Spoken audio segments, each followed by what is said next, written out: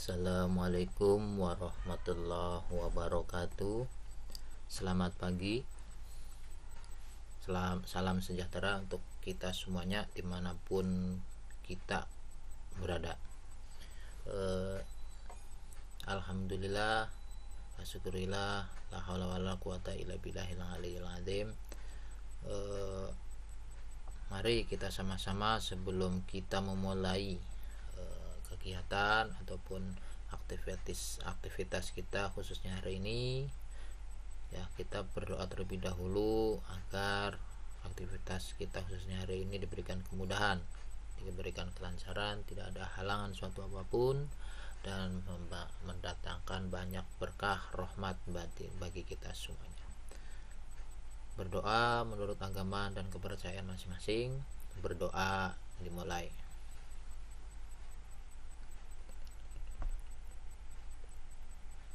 Doa selesai.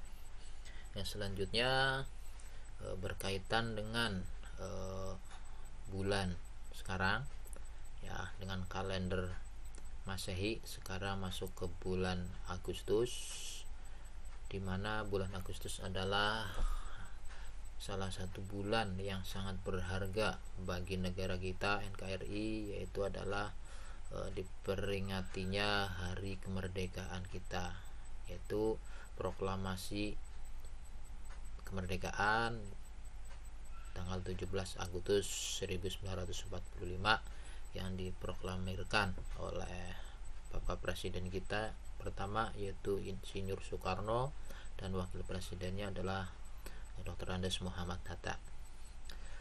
Untuk mengenang para pahlawan kita yang telah gugur di masa peperangan, di masa-masa pengisi kemerdekaan dan awal-awal kemerdekaan, kita berdoa menurut agama kepercayaan masing-masing. Berdoa mulai.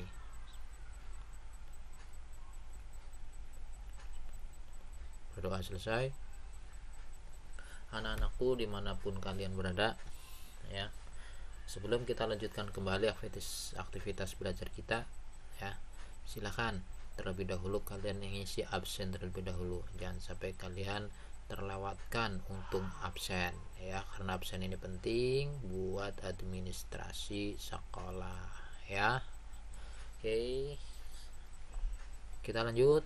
Nah, di kesempatan ini kita lanjutkan mengenai pembelajaran khususnya pelajaran pekerjaan dasar otomotif, ya, anak-anakku sekalian semuanya, ya. Tentunya di kesempatan minggu sebelumnya kita sudah kenalan, ya, dan saya sudah memperkenalkan panjang lebar dan sudah menjelaskan apa nanti yang akan kalian pelajari ketika duduk di kelas 10, ya. Oke.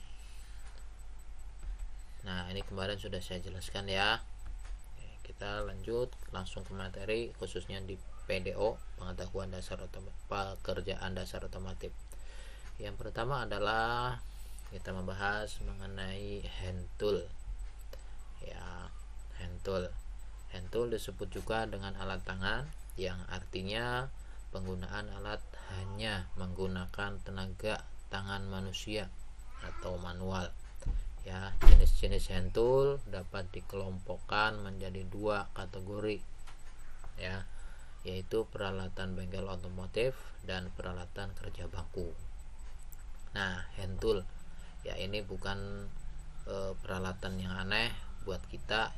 Ini adalah peralatan yang familiar dengan kita dan sering kita gunakan, dan mungkin tidak kita sadari bahwa peralatan-peralatan itu ada di pelajaran, ada di teori, dan juga dikelompokkan masing-masing dari peralatan itu, ya. Jadi sekarang kalian sudah tahu apakah hand tool itu. Jadi peralatan tangan yang digunakan hanya menggunakan tenaga manusia atau manual, tanpa menggunakan tenaga-tenaga selain dari manusia, ya. Jadi kalau menggunakan tenaga listrik, air, udara, dan hidrolik itu bukan alat tangan, tapi alat jenis yang lainnya. Nanti kita bahas berikutnya, ya. Oke, berikutnya adalah A, peralatan bengkel otomotif. Nah, tadi di depan disampaikan ada dua kategori, yaitu peralatan bengkel otomotif dan peralatan kerja bangku, ya. Jadi hand tool dibagi menjadi dua, ya, peralatan bengkel otomotif dan peralatan kerja bangku. Kita bahas peralatan bengkel otomotif. ya. Ada dua jenis alat bantu kerja, yaitu alat tangan dan alat bertenaga, ya, hand tool atau power tool. Dua-duanya sama menggunakan tangan, tapi tenaganya berbeda. Kalau hand tool menggunakan tenaga manusia, tapi power tool adalah tetap dipegang oleh tangan kita, tapi tenaganya bukan dari tangan kita, ya, dari tenaga listrik dan mungkin tenaga yang lainnya. Ya, kedua jenis alat tersebut dibedakan atas tenaga penggeraknya tadi, ya. Alat tangan berarti alat yang dalam penggunaannya hanya mengandalkan tenaga manusia, ya, sedangkan alat bertenaga menggunakan tenaga bantu dari mesin dalam menggerakkannya. Ya, misalnya mesin gerinda, ya, agar dapat berputar, batu gerinda harus diputarkan oleh motor listrik, ya. Oke, bisa dipahami ya sampai di sini, ya. Jadi hand tool dibagi menjadi dua. Yang pertama peralatan bengkel otomotif, yang kedua adalah peralatan kerja bangku, ya, sudah saya jelaskan tadi, ya. Oke. Nah, yang pertama adalah kunci atau spanner, ya. Mungkin kita sudah mengenal berbagai macam kunci, ya. Kunci macam-macam, ada kunci pintu, ada kunci handphone kalian pun pakai kunci, ya, dan lain sebagainya. Tentunya untuk di peralatan di bengkel otomotif tentunya pasti kalian akan mendapatkan yang namanya kunci-kunci, ya. Kalian harus familiar dengan yang namanya kunci-kunci dan sudah hafal. Jangan sampai kalian ditanya mana kunci ring, mana kunci pas, kalian tidak tahu, ya. Oke, kunci. Nah, di situ adalah alat untuk mengemudi dalam membuka ataupun mengunci, ya. Dalam arti peralatan perbengkelan memiliki fungsi yang sama untuk membuka dan mengencangkan sebuah baut terhadap murnya atau sebaliknya, ya. Untuk mengemudi, ya, untuk mengemudi berarti apa sih namanya, ya, ya mengemudi ya, mengemudi, ya. Jadi untuk membimbing lah, ya, karena baut sendiri tidak bisa diputar dengan tangan secara langsung, harus menggunakan tadi kunci, ya. Mengemudi dalam membuka dan mengunci, ya, mengendalikan membuka dan mengunci, ya. Yang pertama adalah kunci pas. Ini dia kunci pas, ya, atau open and range, ya. Oke.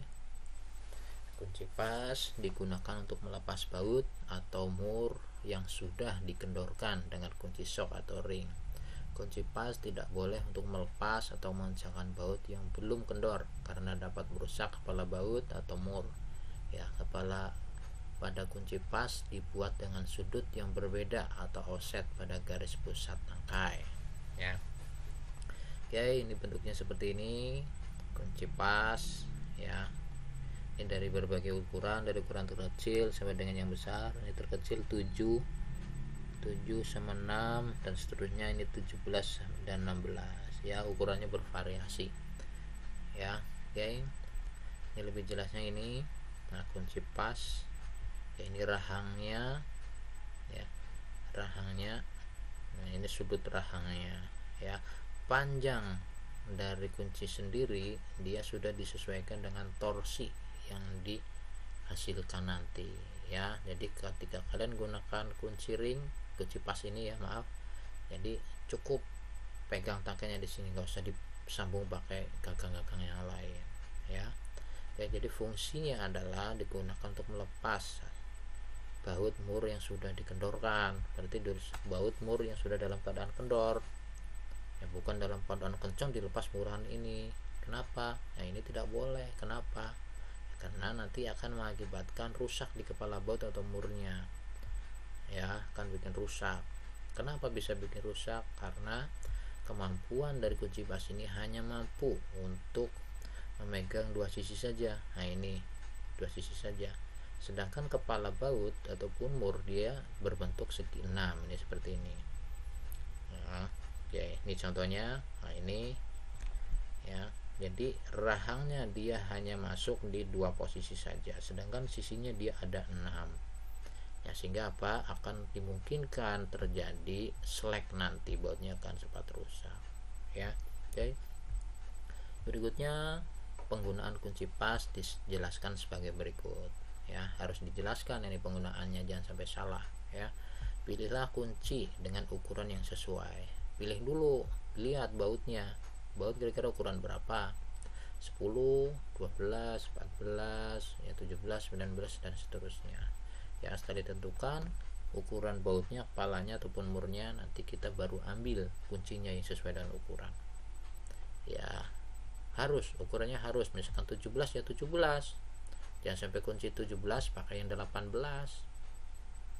ya. Nanti apa, megangnya tidak pas di rahang seperti ini, nanti kepala bautnya atau murnya akan cepat rusak ya. Kemudian pasang kunci sampai rahang-rahangnya sepenuhnya mencengkram mur baut agar tidak slip terlepas. Nah, pastikan nih seperti ini contoh nih, gambarnya di tengah nih, pastikan sampai masuk set sampai ujungnya rahangnya, jangan seperti ini. Nah, kalau ini contohnya, ini penggunaan kunci yang tidak tepat, harusnya 17, ini pakai 18, sehingga apa, yang di persentuhan tidak di permukaan rata seperti ini, tapi di ujung pas di sini nih, ujung sudut ini, di ujung sudut, jadi akan merusak kepala baut ataupun mur ya. Setelah itu tarik kunci-kunci ke arah kalian untuk melepas baut atau mur tersebut, ke arah badan kalian ya, nanti ya, paham ya.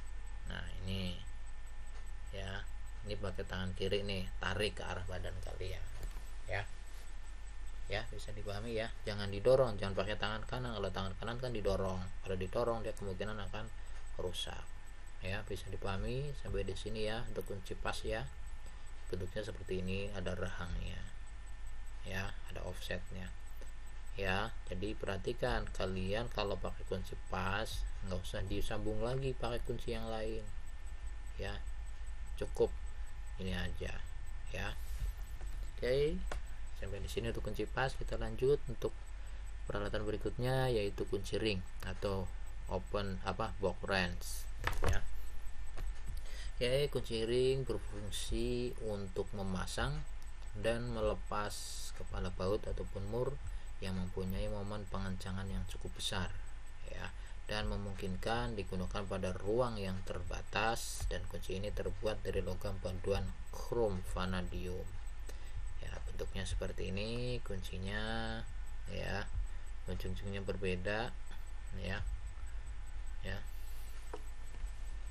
Jadi ini fungsinya untuk masang dan melepas baut yang mempunyai kekencangan momen yang lebih tinggi, lebih besar ya.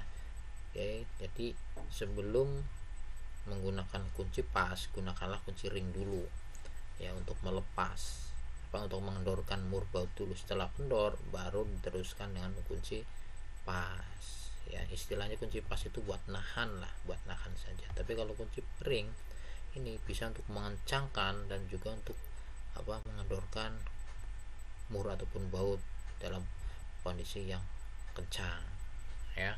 Oke. Nah, bahannya di sini menggunakan bahan krom vanadium. Jadi kalau kalian beli peralatan kunci ini, pastikan di sini ada tulisannya krom vanadium. Karena apa? Bahan krom ini yang ada di ujung sini gigi-giginya ya. Kalau ada bahan kromnya, dia giginya akan awet ya. Bisa dipahami ya. Ya, kunci ring dia tersedia dalam berbagai ukuran, dari terkecil sampai dengan terbesar. Terkecil ya sekitar ada yang 6 dan 7, ukuran 6 dan 7 mm. Tapi terbesar ya nyampe gede-gede ya, nyampe besar-besar ya. Oke. Nah, sudutnya ini berbeda dan kunci pas kalau di rubuhan ya dia akan rata, tapi ini tidak ya, ada sudutnya, engselnya ya. Ini ketika kunci pasnya kita masukkan ke baut dan mur. Nah, ini ordinat tangkainya rata, kemudian naik jenggul, baru sini rata lagi. Ada yang rata, ada yang rada naik ke atas ya. Oke, jarak ruang engselnya di sini ya. Ada yang jaraknya semakin tinggi, ini kan rata ya jaraknya ya. Ada yang semakin tinggi ya, merek Fukung. Kalau Fukung biasanya rada tinggi ya. Kalau Takiro kemudian KTC seperti ini contohnya, ini rata ininya jarak ruang engselnya ya. Kenapa ada jaraknya? Ini untuk pegangan kita ya. untuk pegangan kita supaya tangan kita tidak terkena benda kerja yang dikendorkan ya. Oke. Oke, penggunaan kunci ring dijelaskan sebagai berikut ya. Oke, pilih kunci yang ukurannya sesuai seperti tadi, kunci pas ya. Jangan sampai kunci 10 kalian pakai yang kunci ukuran 11, jangan sampai ya. Bautnya ukuran 10 ya, kuncinya juga ukuran 10, jangan sampai yang lebih besar ataupun lebih kecil ya, akibatnya akan merusak kepala baut ataupun mur, bahkan bisa saja merusak kunci itu sendiri ya. Kemudian setelah kita pastikan kita pilih kunci yang sesuai ukurannya, yang kedua adalah pasangkan kunci pada kepala baut. Nah seperti ini ya, masuk set rata sininya ya, dan jarak engselnya sama, jangan sampai tidak rata ya. Oke, nah ruangannya seperti ini, kepala mur dan baut itu mengisi semua sudut ruangan seperti ini, 6 sisi ya, 6 sisi mengisi semua sudut ruangan, jangan sampai tidak baru setengah kalian sudah diputar ya. Kemudian setelah itu tarik kunci ke arah kalian untuk melepas mur baut seperti tadi, di arah ke badan kalian ya, bukan didorong, berarti menggunakan tangan kiri. Kalau pakai tangan kanan itu didorong ya. Oke, bisa dipahami sampai sini ya untuk kunci ring ya dan kunci pas ya. Oke, lanjut, yang ketiga adalah kunci kombinasi atau combination wrench ya. Oke, berfungsi saling mengisi kekurangan yang ada pada kunci pas dan kunci ring ya. Kunci ini lebih simpel karena hanya dengan satu jenis kunci saja sudah membawa dua macam kunci dengan ukuran yang sama ya.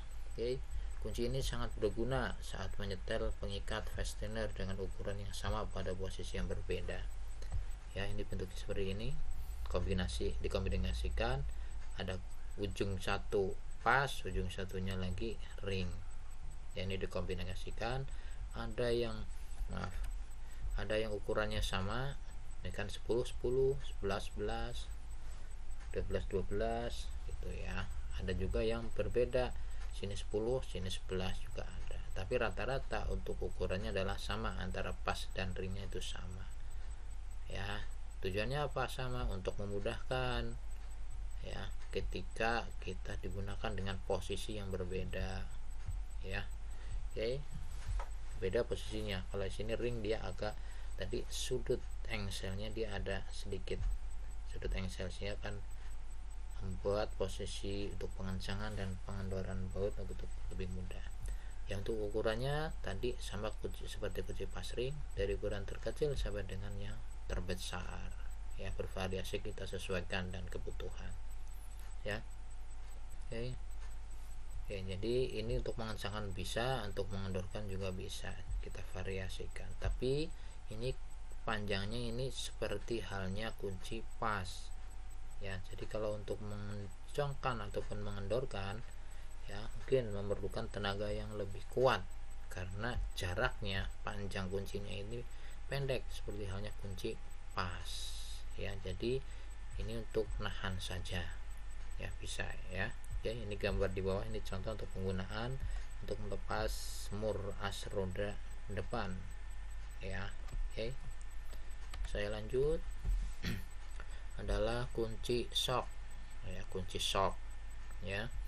Fungsinya sama persis dengan kunci ring, yaitu untuk memasang dan melepas mur ataupun baut ya. Kunci ini dapat menjangkau posisi yang sulit dijangkau oleh kunci ring dan pas ya. Kunci ini juga dapat dipakai dengan batang, soket, dan penyambung sesuai dengan lokasi pengencangan atau melepas baut maupun mur ya.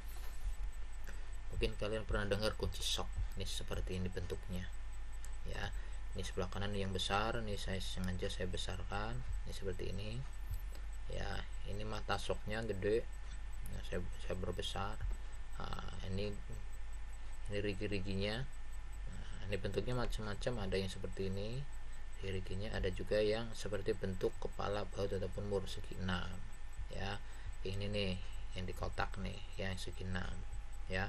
Ini satu set yang di kotak hijau ini ya. Ini satu set ya.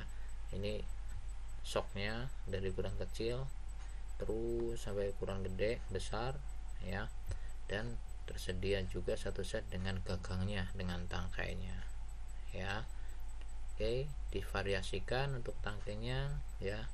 Ini tangkai ya, model di sini ada yang sedikit fleksibel. Nah, ini gagang penyambungnya ada dua nih, panjang sama yang pendek. Kemudian gagangnya ini ada yang tadi ini panjang, kemudian ada yang gagang slide yang dapat geser. Kemudian ada yang dikombinasikan dengan ratchet, ini kunci ratchet ya, kunci ratchet ini yang hijau, gagangnya hijau, ini kunci ratchet ini ya. Ini knob untuk ke arah kanan dan ke arah kiri, tinggal kita pilih ke arah kanan dan ke arah kiri. Dan juga di sini dilengkapi nih untuk fleksibel ya, untuk kunci fleksibel ya. Oke. Nah, nanti ketika praktek di sekolah nanti akan saya perkenalkan ya mengenai kunci-kunci seperti ini.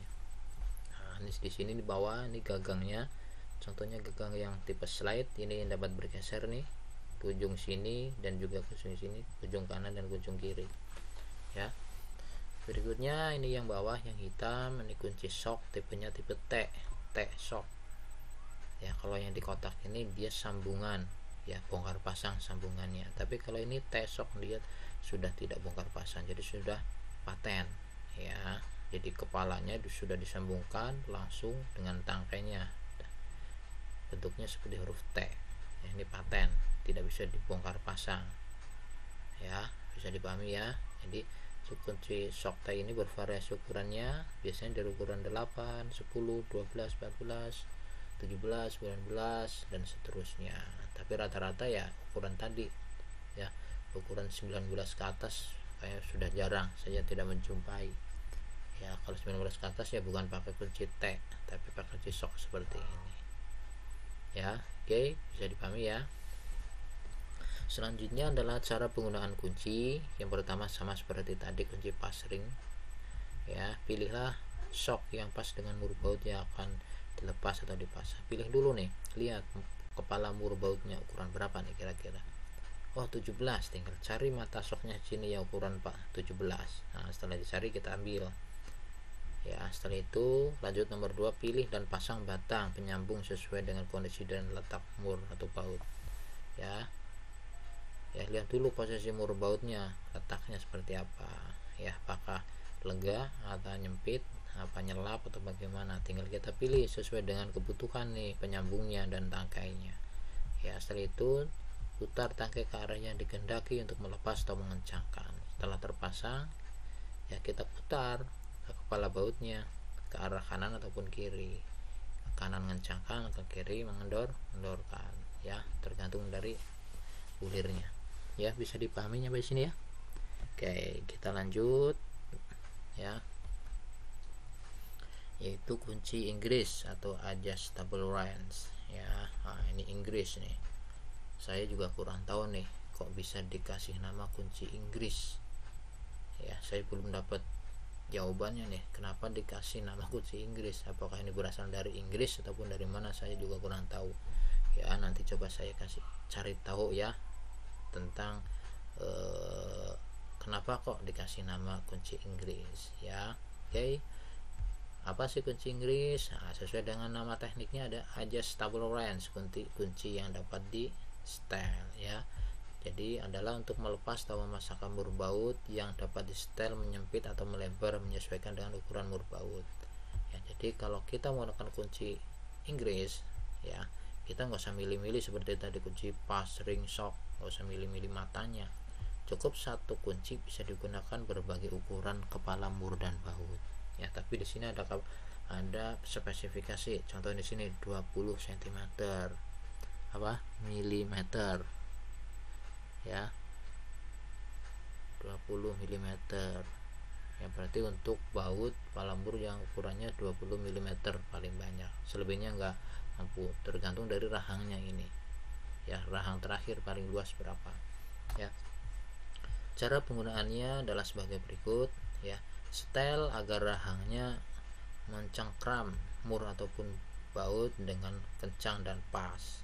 Setel ya, di sini ada penyetelannya ya, kita putar ya. Oke, sampai dengan seperti ini, rahangnya masuk semuanya nih ya.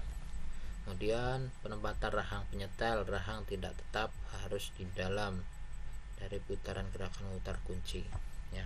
Rahang tidak tetap ya, rahang tetap ini yang tidak tetap dia dapat bergeser ini ya, ini bergeser ya. Ini contoh penggunaan ketika kita akan mengencangkan ya seperti ini ya, rahang tetapnya di atas, yang tidak tetapnya di bawah ya. Kita tarik menggunakan tangan kanan ke arah badan kita, set, mengencangkan, contoh ya. Oke, jadi rahang yang tetap di atas, jangan kebalik seperti ini, rahang tetapnya di bawah. Nah, seperti ini nanti akan apa, akan merusak kepala baut ataupun mur ya. Kenapa bisa ya? Karena tumpuan utamanya adalah di sini rahang tetapnya, rahang gesernya di sini dia mengimbangi saja ya. Jadi kalau menggunakannya seperti ini ya, rahang gesernya di atas, dia akan merusak kepala baut, nanti akan gampang selek ya. Bisa dipahami ya. Oke, nah ini pemakaian kunci yang salah dan benar ya. Yang benar seperti ini, rahangnya masuk ya, penempatan rahangnya, rahang penyetel masuk ya secara pas ya, mencengkram masuk nih di permukaan, di kedua sisi dari kepala mur ataupun baut. Jangan seperti ini, rahangnya, permukaan rahang ada di puncak sudut dari kepala baut mur, jangan sampai ya. Kalau seperti ini ya merusak mur baut ya, akan merusak mur baut ya. Kalau ini kurang mepet, jadi kita putar lagi, kita rapatkan kembali, baru kita gunakan ya. Bisa dipahami ya sampai sini ya mengenai kunci Inggris ya, atau adjustable wrench ya. Nanti buat PR kalian lah, cari kunci Inggris itu kenapa dikasih nama kunci Inggris ya. Siap. Oke, kita lanjut. Nah, kunci L. Nah, kunci L ya, kenapa dikasih nama L ya? Karena bentuknya seperti huruf L seperti ini ya. Jadi panjangnya berbeda, ada panjang yang lebih pendek, ada panjang yang panjang ya.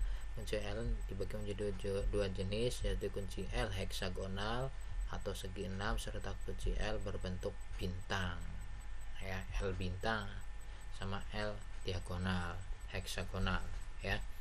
Ya, ini saya bawa tunjukkan gambarnya. Ini yang hitam, ini kunci L heksagonal.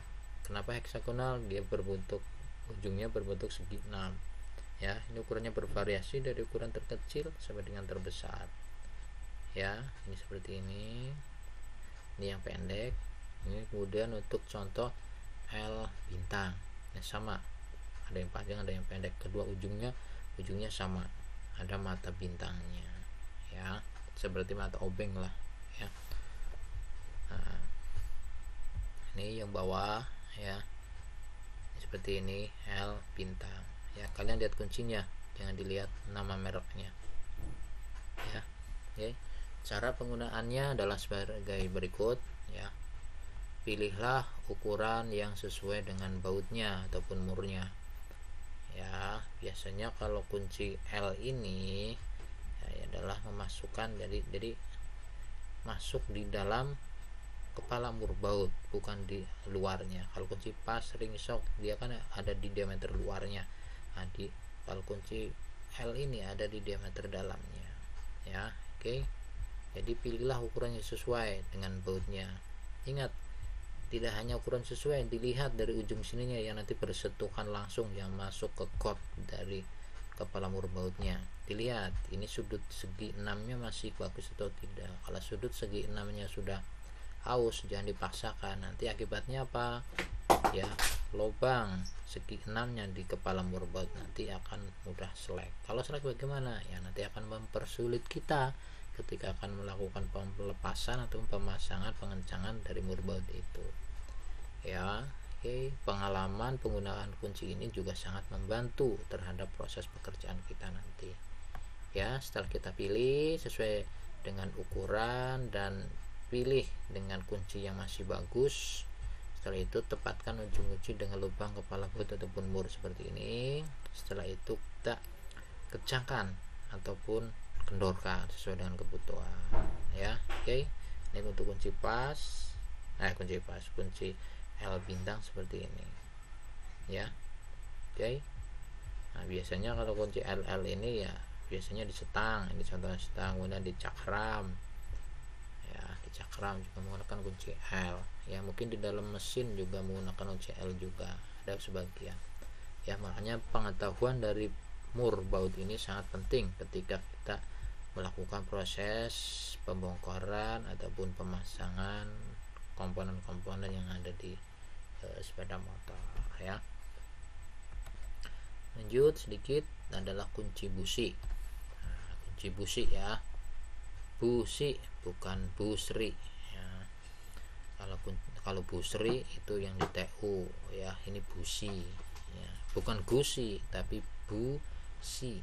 Kalau gusi di sini di gigi ya. Oke, digunakan untuk melepas dan memasang busi yang umumnya terpasang pada posisi yang sulit dijangkau oleh kunci yang lain.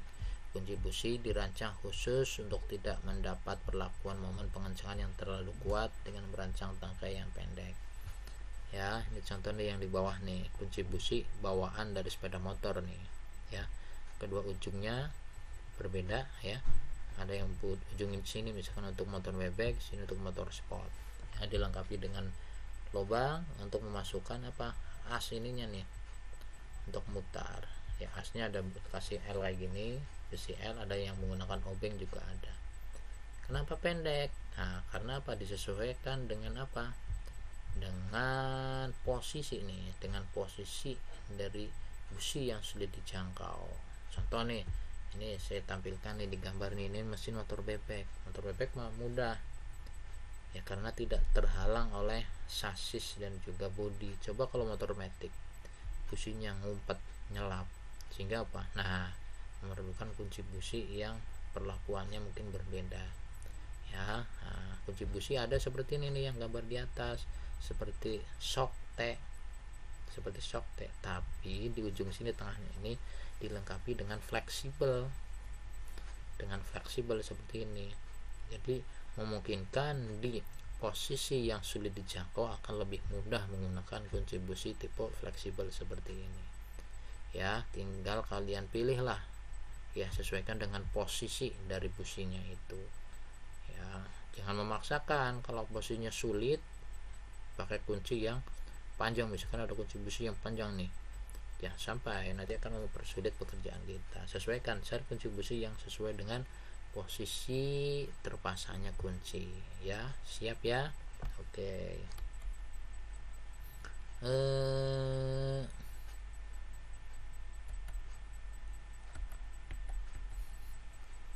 Kemudian satu lagi obeng ya. Oke. Obeng atau screw driver, screw driver ya, berfungsi untuk memutar skrup itu skrup, driver itu supir supirnya skrup ya. Oke, fungsinya untuk memutar skrup dan elemen mesin lain dengan sistem drive kimpoy. Obeng ini terdiri dari kepala ataupun ujung yang bergerak dengan skrup mekanisme untuk menerapkan torsi dengan memutar ujung, serta beberapa cara untuk posisi dan dukungan obeng ya. Fungsinya untuk memasang dan melepas skrup dari komponennya ya. Ini berbagai macam obeng ya, saya perkenalkan ini sedikit obeng. Pertama adalah jenis obeng minus, obeng min ya, ini contohnya nih yang merah nih ya, min, ujungnya min ya, ini lebih yang besar ya. Dan ini yang kayu nih yang rada coklatan, ini juga min ya, ini yang obeng min yang sedang. Beda tangkainya nih, lebar bibirnya ini lebih lebar, ini setengahnya. Ini obeng sedang, ini mau obeng besar, min besar ya. Kemudian obeng plus. Nah, obeng plus contohnya yang ini panjang 21 cm yang hijau, ini ujungnya yang plus ya. Ini plus yang sedang, yang plus yang besar pun juga ada ya. Ini contoh, ini yang satu set ya. Ini sepasang nih yang rada pendek, ini plus, ini min, plus sama min ya. Kalau plus ya ada yang ngasih nama obeng kembang ya. Ini panjangnya sama, sedang pendek, ini sedang ya. Dan ini plus, ini min, ini yang panjang, yang besar ya, kayak tadi yang merah ini ya. Yang besar, plus dan min juga ada ya. Oke, berikutnya ini yang ini dia yang pendek-pendek ya, obeng pendek ya. Kalau di saya permudah adalah obeng bogel, karena bogel ya, pendek banget bogel ya. Sama ini obengnya ujungnya berbeda ya, ujungnya ya sama kayak yang lain, ada yang plus ada yang minus ya. Ini yang plus kebetulan yang saya munculkan di sini ya, sama-sama bogel. Yang bogel ada yang plus juga ada yang minus ya. Oke, ini yang panjang, ini kecil ya, besinya juga kecil ya. Ini ujungnya ada yang plus ada yang minus ya. Ini fungsinya untuk obeng setting ya, untuk yang baut yang kecil-kecil, apa mungkin untuk nyetel langsam di karburator juga bisa ya, karena panjang tangkainya ya. Kemudian ini contoh yang tadi sama kayak yang hijau, yang satu set ini bervariasi dari ukuran yang ukuran kecil ini ya sampai dengan ukuran besar ya. Ini tipe obeng ini yang dua arah nih yang bisa dilepas nih merahnya nih ya. Satu ujungnya plus apa min, satu yang ujungnya lagi min apa plus. Ini kita lepas dari gagangnya, tinggal kita balik saja ya. Ini obeng ini plus minus nih, ada plusnya ada minnya. Contohnya ini plus, minusnya di mana, di dalam.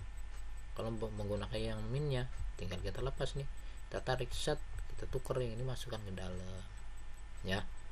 Oke, nah ini berbeda obengnya ya. Ini namanya obeng ketok ya, obeng ketok. Kenapa obeng ketok ya? Karena ketika kita menggunakan dengan cara dipukul ya, di sini pukul dan menggunakan palu dor, baru mur ataupun baut ataupun sekrup kita bisa memutar ya. Oke, jadi kunci ketok apa, obeng ketok dilengkapi dengan matanya, mata obengnya ya. Ada yang plusnya itu berbeda, ada yang plusnya lancip, ada yang plusnya plus sedang, kemudian ada plus yang besar, kemudian ada yang min juga ada yang bentuk pahat ya. Oke, jadi di obeng ketok ini untuk matanya, mata ketoknya kita sesuaikan dengan kepala, permukaan mur ataupun baut. Contoh untuk mata plusnya beda nih, ini lancip, sedang sama yang besar. Jangan sampai kalian pakai untuk mata obeng sedang, kalian gunakan obeng yang lancip, mungkin terbuka tapi apa, akan merusak dari mata obeng itu sendiri dan juga mata sekrupnya ya, permukaan sekrupnya ya. Ini sambungannya ini bisa dilepas, bisa dipasang ya. Jadi obeng ketok ini bisa dikombinasikan, tidak hanya untuk obeng tapi bisa dikombinasikan dengan ketok apa, dengan kunci shock. Sini sambung dengan kunci shock juga bisa ya. Oke, jadi penggunaan kunci apa, obeng ketok ini berbeda perlakuannya dengan obeng-obeng yang lain. Karena apa, ketika menggunakan kita dengan cara diketok ya. Oke, nanti kita praktekkan ketika kita praktek ya. Siap, bisa dipahami sampai sini? Oke, anak-anakku semuanya sekalian dimanapun kalian berada, mungkin cukup sampai di sini saja ya untuk pembelajaran daringnya. Semoga bermanfaat buat kita semuanya dan barokah, amin ya. Nanti materi selanjutnya kita lanjutkan di pertemuan berikutnya ya. Oke, siap. Oke, mungkin nanti saya akan memberikan tugas buat kalian, nanti akan saya share di WA group ya. Nanti tolong kalau kalian masih ada yang belum paham ya dengan apa yang saya sampaikan tadi, silahkan kalian bisa diskusi, bisa kalian tanyakan di WA group tadi ya. Oke, siap boy. Nah, siap ya. Yes, untuk penutup ya, karena kita suasananya sekarang di bulan Agustus yang memperingati hari kemerdekaan kita, sekali lagi untuk penutup saya mohon ke kita semuanya, kalian dan saya, untuk sejenak untuk mengheningkan cipta, untuk menghormati dan mendoakan arwah para leluhur, arwah para pahlawan kita yang berjuang demi negara kita NKRI, demi mendapatkan kemerdekaan yang sekarang kita nikmati sekarang ini. Ya, mengheningkan cipta, mulai. Selesai ya, cukup sekian dari saya, kurang lebihnya mohon maaf kalau ada salah kata-kata yang saya sampaikan kurang pantas di hati dan kurang pantas didengar. Saya mohon maaf yang sebesar-besarnya. Wallahul muwaffiq ila aqwamit thoriq. Wassalamualaikum warahmatullahi wabarakatuh.